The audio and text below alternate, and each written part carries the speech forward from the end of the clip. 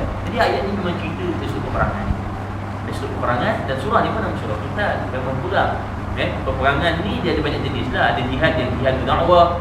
Konteks kita dengan Allah jihad apa? Jihad dakwah. Jihad dakwah. Ada jihad Qital, ni bertempur. Dalam konteks Palestin, Israel, dia jihad tu. Jihad peperangan. Itu mesti ingat. Kemudian ayat ni satu yang anda nak tunjuk, Allah Ta'ala beri pilihan dalam Allah Ta'ala beri pilihan kepada, dan lebih kurang 4 pilihan dalam masalah tawanan perang. Sama ada manu, memberi kebebasan, fidah, penebusan, qatlu, kita membunuh, ataupun ar-riq, menjadikan sebagai hamba. Allah Ta'ala beri pilihan. Maksud di sini ayat ni ayat ni salah satu ayat yang menunjukkan seorang pemimpin itu dalam dia nak bermuamalah dengan musuh, dia perlu membuat suatu ijtihad yang mendatangkan maslahah pada umat. Nampak? Ayat ini menjadi salah satu ayat yang dibahaskan oleh ulama bila menceritakan tentang siasat syariah. Siasat syariah ni apa tu, suatu ilmu fiqh politik yang menceritakan kepada kita tentang macam mana cara kita nak urus takdir urusan umat Islam. Urusan umat Islam. Sebab itu Imam Hasan Al-Banna disebut dalam usul Ishrin wa ra'yul imam wa na'ibihi fi ma la nasbi. Dia kata pendapat imam, seorang pemimpin pemimpin gerakan Islam, pemimpin negara, dia boleh dan naib dia, wakil-wakil dia boleh memberi pandangan fi ma la nasbi, pada perkara yang tidak ada nas. Untuk perkara yang tak ada nas, memang tak ada nas pun, maka di situ dia kena ijtihad. Dan ataupun ada nas, tapi nas tu nas yang zanni, maksudnya nas tu ulama berbeza pendapat dalam masalah hukum tu. Maka ulama kena ambil satu pendapat yang mana ulama berselisih di situ.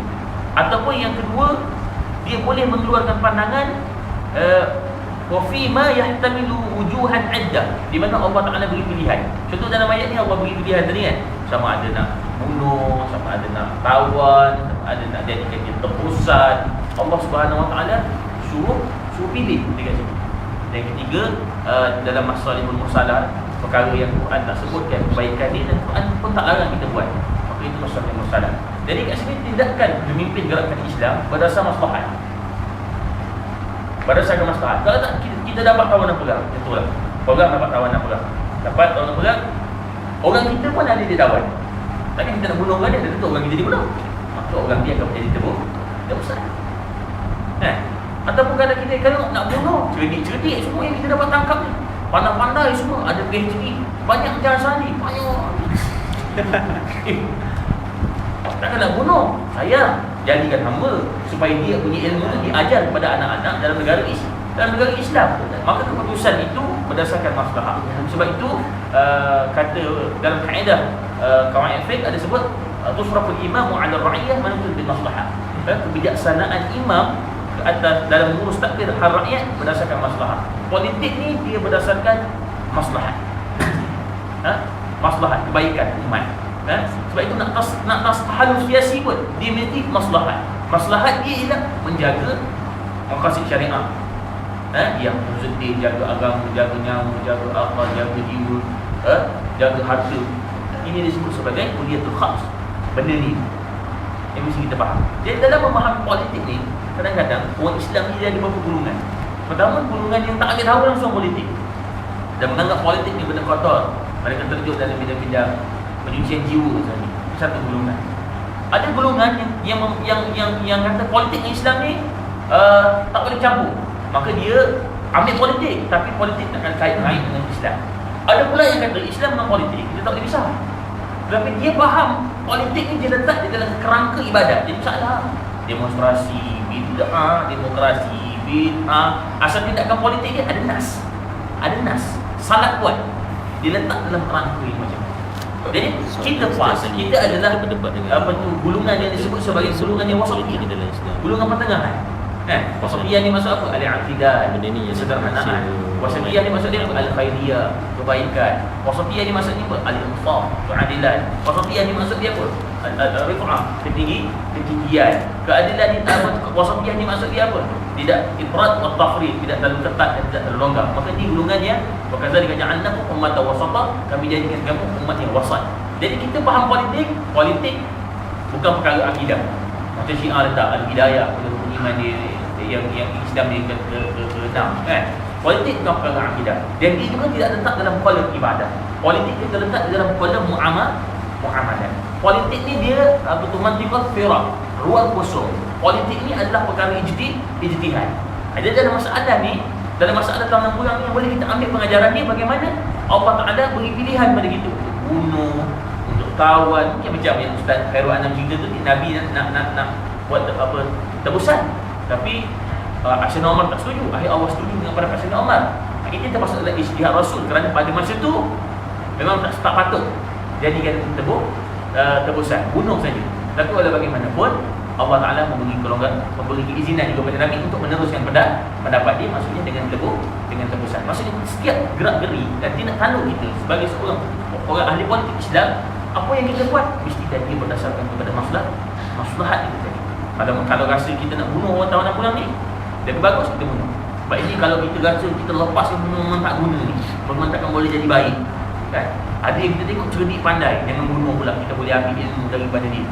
Ada kadang-kadang kita boleh jadikan dia tebusan, sebab di tangan mereka juga ada orang-orang kita yang mereka kawan, jadi tebusan. Jadi di sini Islam meletakkan satu ruang kosong untuk pemimpin berijtihad di dalam masalah politik. Begitu juga dalam masalah pendekatan. Dan bila benda itu bersifat ijtihad dan dia boleh menerima perubahan pendapat dari semasa ke semasa, politik ni pendekatan dia boleh berubah. Dulu kita pakai negara Islam, sekarang kita pakai negara kebajikan.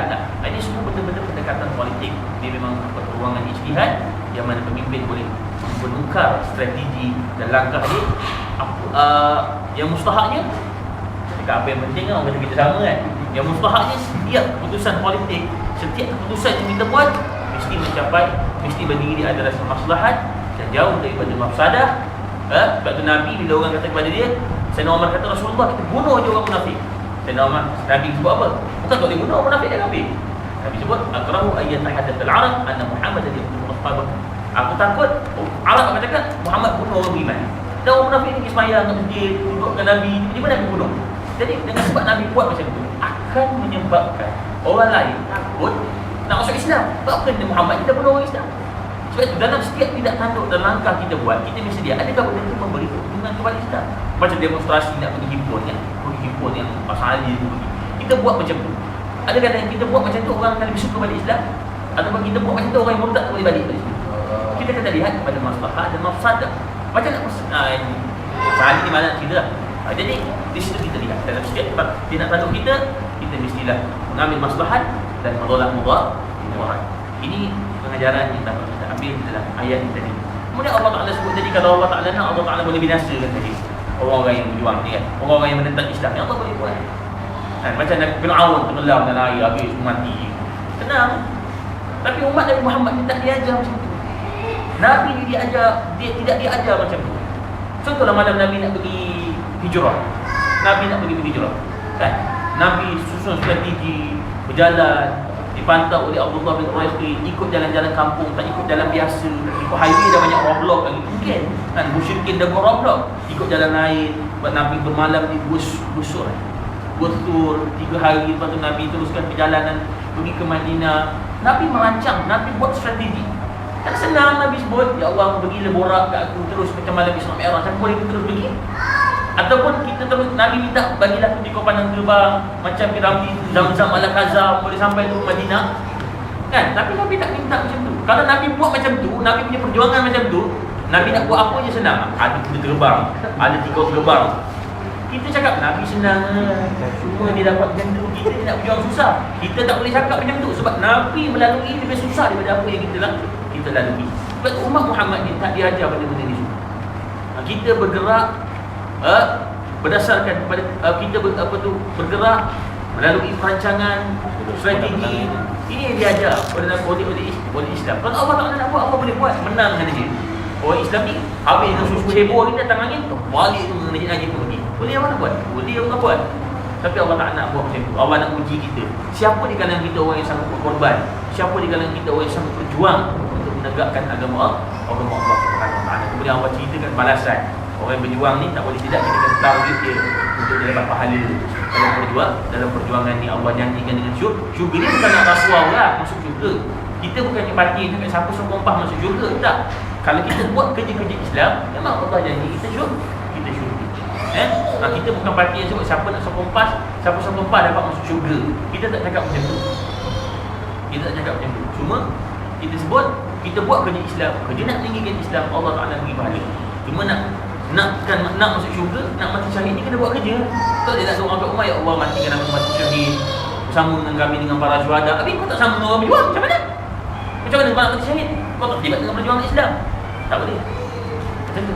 Jadi dalam kita berdoa kita nak syahid ni, kita mesti berjuang. Dan perjuangan ni, setiap tindak tanduk kita itu mesti mempunyai satu strategi. Apa kita tengok Nabi, tak ada benda yang dibuat dia tak rancang tu. Nak perang, nak susun tentera, susah tu pun berbincang para sahabat dengan Nabi SAW. Nabi susun dalam perang Badar macam ni cara dia. Sahabat kata, Rasulullah ni wahyu ke? Tak bukan wahyu ni pandangan. Kalau pandangan Rasulullah, kita kena tukar Rasulullah, duduk dekat dengan Telaga Badar. Sahabat tukar, Nabi tukar ikut. Ini masalah. Bukan sekadar strategi orang Islam macam kita kena ambil. Strategi orang kafir pun kita boleh ambil.